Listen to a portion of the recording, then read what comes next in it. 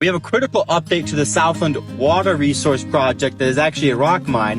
And as I'm driving through the sugarcane fields of the nearby area where it will be constructed, remember, an 8,000 acre mine with blasting through limestone, all this stuff, just actually got a critical letter from the United States Army Corps of Engineers going against the project.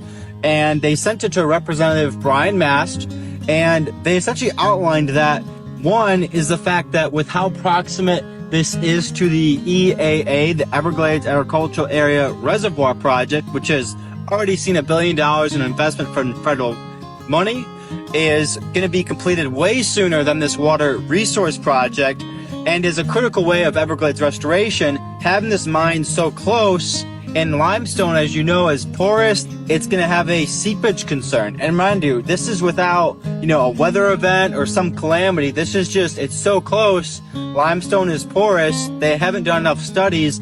And the Army Corps engineer letter essentially says, all right, you need to do a study on how much mitigation you'll have of any seepage from the mining into the EAA.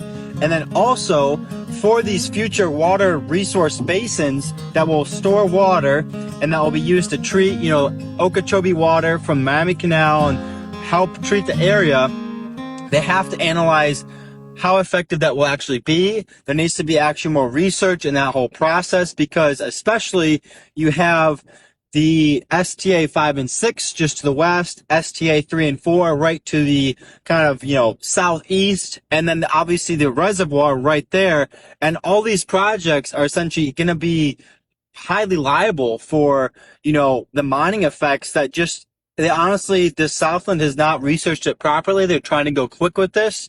So seeing the Army Corps of Engineers say, hang on, wait a minute, obviously they didn't say stop the project now, but they said, we need to do some more looking into this. This has to be a very thorough process, and it can't just be something that we're just trying to patch through.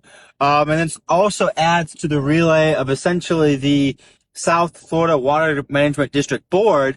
The chair of it was just a few weeks ago at their public meeting, where he said, yeah, to be clear, this project has not been approved, not by us at least. Obviously, Palm Beach County and the commissioners there are very messed up, and they greenlit part of the project, but and we have a concern with the FDEP has already issued the intent to issue permit for the mining. So seeing this Army Corps engineer come out with this letter is helpful, because it helps put the critique of this is a rushed process.